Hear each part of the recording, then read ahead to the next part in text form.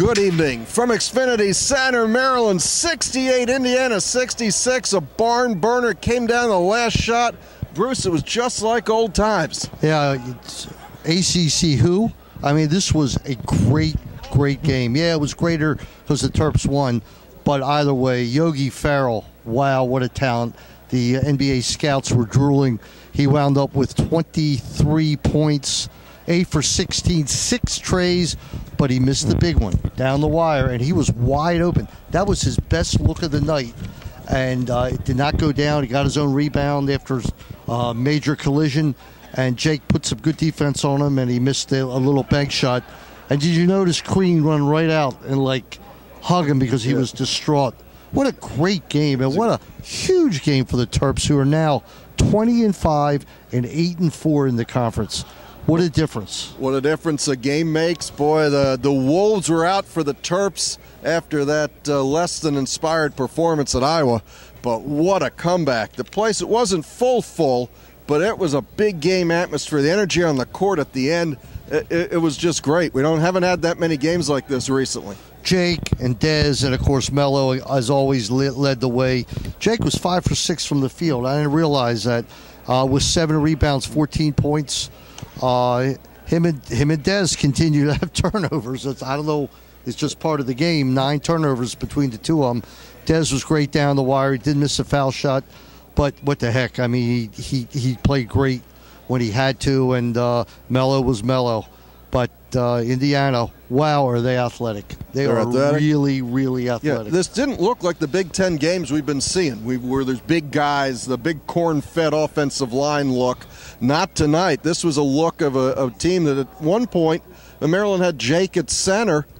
There wasn't a guy on the court over 6'8", 6'9". And it's a light, fast look, and they came up and down the court. It was just a great game to watch. Hey, I know you're going to play some of the Turgeon tape. You made a good point. Really tough shots. We held them to 37%. Our rebounding's getting better, and just a great win. Our kids are resilient. On Sunday the world's coming to an end. We get hammered, and plane trouble's coming back. Take us forever to get home. But kids are resilient, much more than their coach, and they stepped up and got another close win for us tonight. That he said to the guys, he says, look. He said, do you want to be a special team, or do you just want to play through the year? You only got 7 games left. Right. All right, before tonight. Now you got 6 games left. And Lord knows, why not? Why can't they bring this kind of intensity to Penn State Saturday night? I mean, you can't rely on it. On the intensity? Yeah. No, it's going to probably be a dead building, 8 o'clock on Valentine's Day up there. Not the most exciting place to play a basketball game at Penn State. No, but they just, if they play like this, they're going to win more than their share of games. Indiana was a great team tonight. They wanted it bad. I mean, Crean was here in front of his brother-in-law, yep. John Harbaugh. Yeah, we got a picture of you up on the TerpTalk site. Yeah, it was. In fact, we're going to show it right now on the video. So take a look. There's John Harbaugh. And who's the guy on the other side? My God, it's Bruce. That's right. And I got a chance to talk to Torrey after the game as well.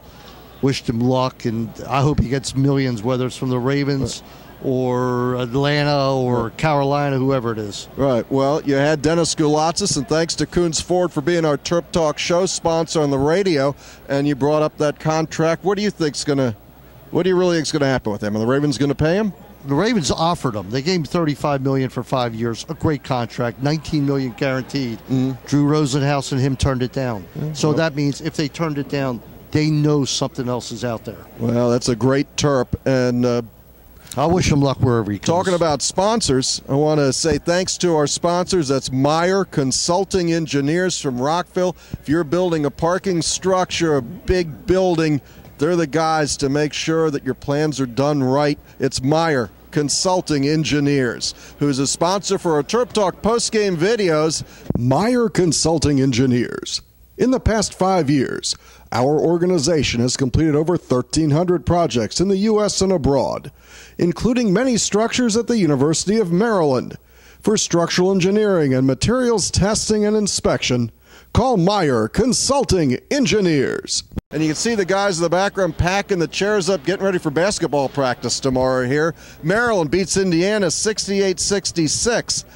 You know, the stars really aligned for us tonight. We got the big crowd, we got the high-energy thing, and Maryland had a lot of short spurts where they'd get up 5 points, and Indiana would come right back, and that's what really made it a great game. Could not pull away, and that's why I said on the show tonight, I could not believe that Maryland was 6-point favorites. I really thought they would win, but in a game like this. And, of course, they came with it a little flip of the rim of losing. I mean, had he made the three. It's funny, when he put the three up, Wayne, the first thing I looked at was the clock to see how much time Maryland had left. Because they did have one timeout left. Right. Yeah. So they could have got one of those passes, hand off to Mello, runs down the court, and gets off something. It was, but we were sitting there right there in the front row of the press section, just looking at each other going, oh, no. This was set up for a fantastic finish. So I think that's Jared Nickens just walked out of the locker room to our right. All the Terps coming out. Evan Smotrich out here. You could see, almost could see the back of Jonathan Graham. So when you take a look at Lehman had 14, Dez has 18, 12 in the first half, and Mello has 18. That's almost all the points. Right. Well, that's 50 points of the 68. But listen, the 2 threes by Smotrich and the 2 threes by Nickens were huge. Right. They were up. That was 12 points. If they didn't hit them, they're not going to win the game. It was huge, and I thought Nickens, his play in the second half, kept Maryland either in the game or in the lead. All right, I thought he had a great game, and John Graham has always had 6 rebounds. No surprise there. So do you think, I sent out a tweet when we were waiting for Turgeon in the postgame, that this puts us a lot closer to the NCAA tournament? This is the big I said it before. Win. Listen, they're 8-4. Right. They need 11 wins. If they can go 3-3 the rest of the way, there's no reason they shouldn't be able to do that. You got a brutal game against Wisconsin, and maybe the Terps are the only team that can beat Wisconsin here. It's here. All right, and I'm not sure that'll happen, and outside of that, you got 2 home games against Nebraska and Michigan where Maryland will be favored, and 3 on the road where it'll be pick'em situations. Well, it's you keep saying that, and I know you know what you're talking about, but you'd hope that we're not pick'em at Rutgers, at Penn State, at Nebraska. It's not murderer's row anymore. I predicted we'd be a 6-point favorite here, and I tell you what, when we play Wisconsin here, we won't be any more than a 1.5 or 2 underdog. As good as Wisconsin is, especially if the guy Jackson's not back. Right. But you know what? That's in the future. Tonight, enjoy the victory, and what a great victory it was. And wow, didn't you have that feeling of old times tonight? Oh, I did. I wrote it with about 12 minutes to go. The quote is, an exciting big game feel tonight. Brings back memories of ACC games and years gone by. I felt at home tonight in the Big Ten with Indiana. It felt like a real home game. I love the feel of the big games here. Well, the next big game we're going to have is Saturday afternoon when Maryland goes to Navy Marine Corps Stadium. It's a big game for you. I don't know if it's a big game for everybody. Well, it's a big game for lacrosse, and John Tillman, I don't know if you got a chance to hear him. He was great tonight on the show. Did you bring up that he took Navy's offensive coordinator and brought him over to Maryland? Yeah, we talked about it, and obviously Reppert left Navy's offense in good stead because they had 21 goals against VMI. That's not bad. I remember we went to a game here, and I can't remember, it was Mount St. Mary's we played, and we scored 24, and you said, Wayne, you're never going to see something like that again. It's going to be a long time. And then Navy goes out and scores 21. Yeah, well, the goal is to stop at 20. That's the unwritten rule, but what the heck? Somebody should write that down. Well, third-string guys get in, and they want to score too. And we got to mention the women's team. Can you believe it? 13-0. Yeah, they beat Florida. I want to say Florida State. No, it wasn't Florida State. They beat it was here Rutgers last night. Right. Maryland wearing the gold. And, it was a great win, 80-69, and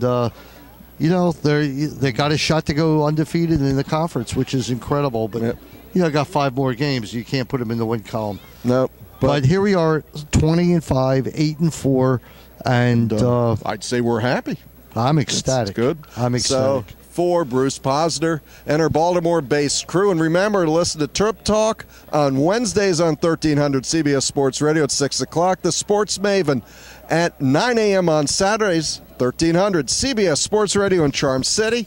This is Wayne Viener, Maryland, 68. The Indiana Hoosiers, 66. Say goodnight, Bruce. Good night, everybody.